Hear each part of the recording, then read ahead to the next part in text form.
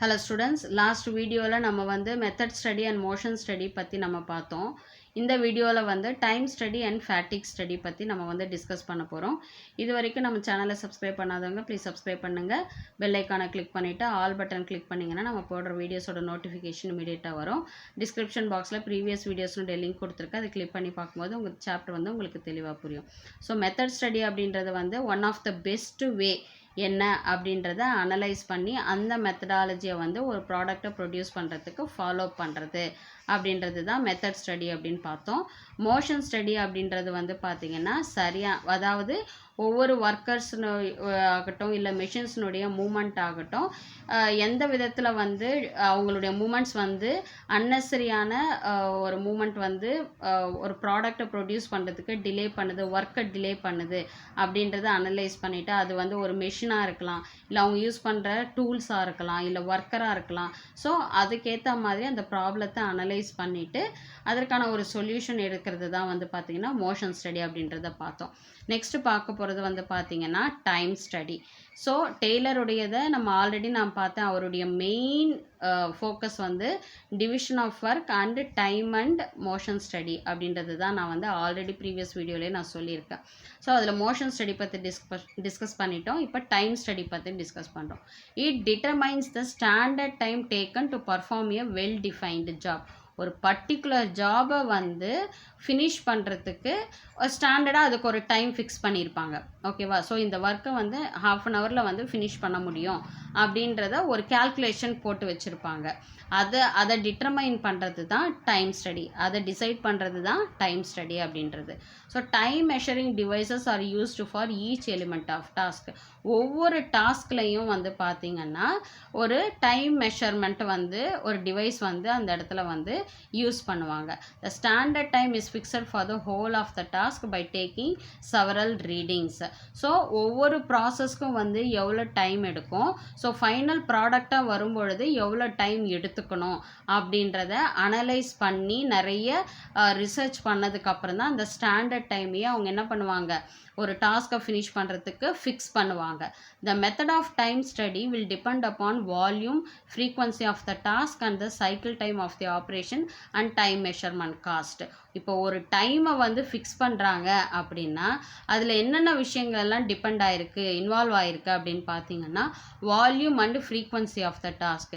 எவ்வளோ volume of product, quantity of ப்ராடக்டை அவங்க வந்து ப்ரொடியூஸ் பண்ண போகிறாங்க, எவ்வளோ ஃப்ரீக்வெண்ட்டான இப்போ ஷிஃப்ட்ஸ் எல்லாம் போட்டு ஒவ்வொரு ஷிஃப்ட்லையும் 8 மணி நேரம் ஆளுங்க வந்து ஒர்க் பண்ணணும் இல்லையா? ஸோ ஒவ்வொரு ஷிஃப்ட்லையும் எவ்வளோ ஆளுங்க ஒர்க் பண்ண போகிறாங்க, எவ்வளோ டைம் அவங்க ஒர்க் பண்ண போகிறாங்க, ஸோ அந்த எவ்வளோ வால்யூம் ஆஃப் ப்ராடக்ட் அவங்க ப்ரொடியூஸ் பண்ண போகிறாங்க, ஃப்ரீக்வன்சி ஆஃப் டாஸ்க்கு வந்து எவ்வளோ ஒர்க் பண்ண போகிறாங்க, அதே போல் the cycle times of the operation, எத்தனை முறை வந்து அந்த ஆப்ரேஷன்ஸை வந்து அவங்க ரிப்பீட் பண்ணி ஒர்க் பண்ண போகிறாங்க, அண்டு டைம் மெஷர்மெண்ட் காஸ்ட், அதுக்கு ஆகக்கூடிய செலவு. ஓகேவா? இது எல்லாத்தையுமே வந்து பேஸ் பண்ணி தான் இந்த டைம் ஸ்டடி வந்து மெத்தடாலஜியை வந்து டிபெண்ட் பண்ணியிருக்கு. ஓகேவா?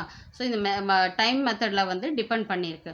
த objective of time study is to determine the number of workers to be employed, frame suitable incentive schemes and determine labour cost. So இந்த டைம் ஸ்டடியினுடைய ஆப்ஜெக்ட் என்ன அப்படின்னு பார்த்தீங்கன்னா எவ்வளோ ஒர்க்கர்ஸை வந்து அந்த வேலைக்கு உட்கார வைக்கணும். ஓகேவா? அவங்களுக்கு வந்து ஃப்ரேம் சூட்டபிள் இன்சென்டிவ் ஸ்கீம்ஸ், அவங்களுக்கு என்ன மாதிரியான வேஜஸ் நம்ம கொடுக்க போகிறோம். ஓகேவா? அண்டு டிட்டர்மைன் லேபர் காஸ்ட், ஒவ்வொரு லேபருக்கும் எவ்வளோ காஸ்ட் ஆக போகுது அப்படின்றத டிசைட் பண்ணுறதுக்கும் ஒரு மெயின் ஆப்ஜெக்டிவாக வச்சுருக்கிறது இந்த டைம் ஸ்டடி அப்படின்றது. For example, on the basis of several observation it is determined that standard time taken by the worker to make 1 cardboard box is 20 minutes. So in 1 hour he or she will make 3 boxes. Assuming that a worker has to put in 8 hours of work in a shift and deducting 1 hour for rest and lunch, it is determined that in 7 hours a worker makes 21 boxes at 3 boxes per hour. Now this is the standard task a worker has to do. Wages can be decided accordingly. இப்போ example வந்து excellent example கொடுத்துருக்காங்க. என்னன்னு பார்த்தீங்கன்னா அதாவது on the basis of several observation it is determined that the standard time taken by the ஒவ்வொரு ஒரு அதாவது ஒரு கார்ட்போர்ட் பாக்ஸ் இருக்கு இல்லையா, அந்த பாக்ஸை வந்து மேக் பண்ணுறதுக்கு ஸ்டாண்டர்டாக எவ்வளோ டைம் ஆகும்னா 20 நிமிஷம் ஆகும்.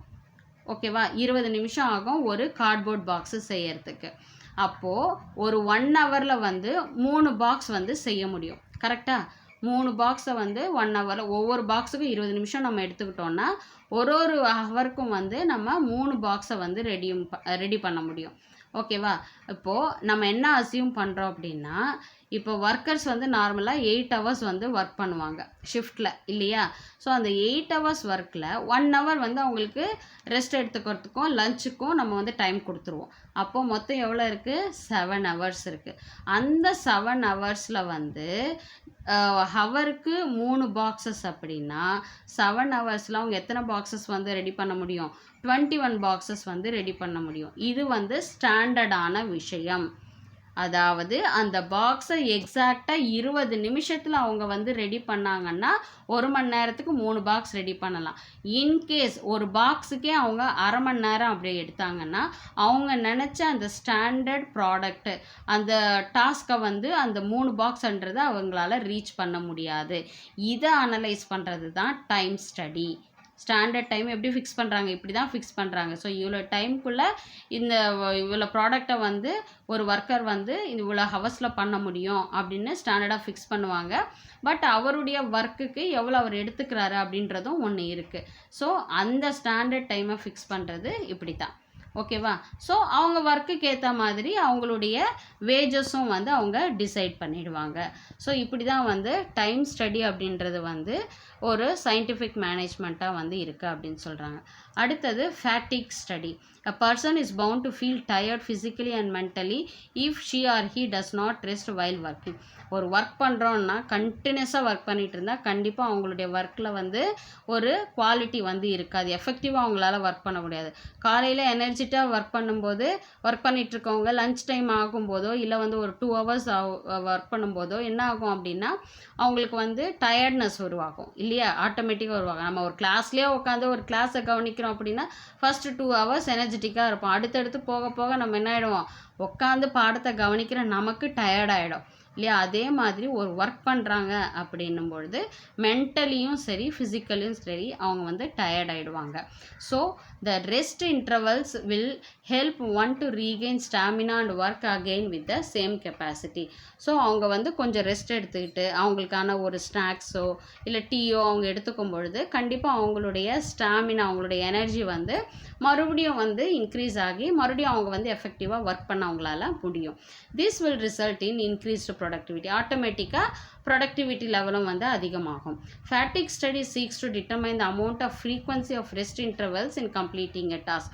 ஒரு டாஸ்க்கை வந்து கம்ப்ளீட் பண்ணுறதுக்கு ஒவ்வொரு இண்டிவிஜுவல் ஒர்க்கருக்கும் வந்து பார்த்திங்கன்னா எத்தனை மணி நேரம், அதாவது ஃப்ரீக்வன்சி ஆஃப் ரெஸ்ட் இன்டர்வல்ஸ், அதாவது ஒரு 1.5 hours 2 ஹவர்ஸ்க்கு ஒரு முறை வந்து ஒரு 5 to 10 minutes அவங்களுக்கு வந்து ஒரு ரெஸ்ட்டு நம்ம கொடுக்குறோம் அப்படின்றத வந்து நம்ம ஃபிக்ஸ் பண்ணணும். For example, normally in a plant, work takes place in 3 shifts of 8 hours each.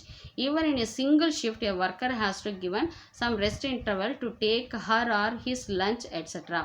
அதாவது இப்போ ஒரு பிளான்ட்டில் ஒர்க் பண்ணிகிட்ருக்காங்க அப்படின்னா 8 hours அவங்க வந்து ஒர்க் பண்ணுவாங்க. அந்த 8 ஹவர்ஸில் பார்த்திங்கன்னா அவங்களுக்கு வந்து டீ டைமுக்குன்னு அவங்களுக்கு ஒரு பிரேக் இருக்கணும், லன்ச் டைமுன்னு ஒரு பிரேக் அவங்களுக்கு கொடுக்கும் பொழுது அவங்களுக்குள்ள அந்த எனர்ஜி வந்து என்ன ஆகும், பூஸ்டப் ஆகும். ஓகேவா, ஸோ அந்த கரெக்டான அந்த ரெஸ்ட் இன்டர்வல் வந்து அவங்களுக்கு வந்து ரெஸ்ட் எடுக்கிறதுக்கான ஒரு கேப் வந்து அவங்களுக்கு கொடுக்கப்படணும் அப்படின்னு சொல்கிறாங்க. If the work involves a heavy manual labor, then small pauses have to be frequently given to the worker so that she or he can recharge her or his energy level up optimum contribution. So இல்லை அவங்க work பண்ணுற work வந்து ரொம்ப ஹெவியாக இருக்குது அப்படின்னா ஒரு மணி நேரத்துக்கும் அவங்களுக்கு வந்து ஒரு 5 to 10 minutes அவங்களுக்கு வந்து ஒரு பிரேக் மாதிரி அவங்களுக்கு கொடுத்து ஒரு காஃபி கொடுத்து அந்த மாதிரி அவங்கள வந்து கொஞ்சம் பூஸ்டப் பண்ணும் பொழுது அவங்க வந்து எஃபெக்டிவாக வந்து அவங்களால ஒர்க் பண்ண முடியும் அப்படின்னு சொல்கிறாங்க. There can be many causes for fatigue like long working hours, doing unsuitable work, having uncordial relation with the boss or bad working conditions etcetera.